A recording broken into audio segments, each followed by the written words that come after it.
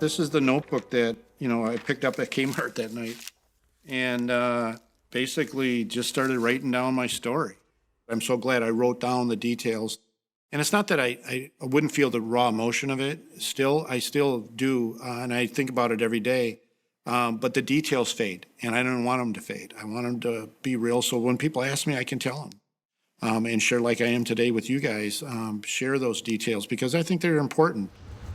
I feel honored to have been there, and that sounds really strange, but I'm honored to have been there so I can tell the story, so I can bring credibility to what others have written about and talk about the little nuances of the people in the stairwell and the firemen and all the things going on around me and making it real for people. Everybody has a desire, as I did with my World War II Pearl Harbor veteran family member.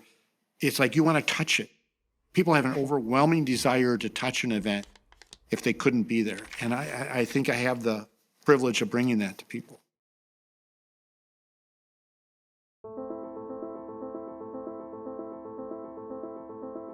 This is a documentary packed with Minnesota stories. What would you say to those Minnesota veterans? How have Minnesota veterans played a part in the global war on terror? I can tell you, as the CENTCOM commander for 3 years, I traveled around the region and went to every country multiple times.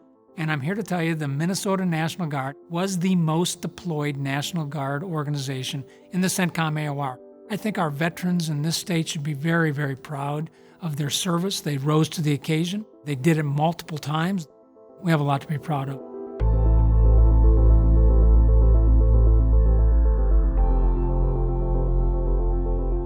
Since 9/11, I think sometimes we forget that that one day impacted so much of the life we now experience. Going back to 9/11, it's important that people understand the why. And sometimes you find out that the world isn't a nice place. And there is a time and place for the military. 9/11 sealed my son's fate. I believe that with all my heart. I think we saw true Americans come out of that disaster. And I just wish it could have lasted. I wish we had that patriotism all the time.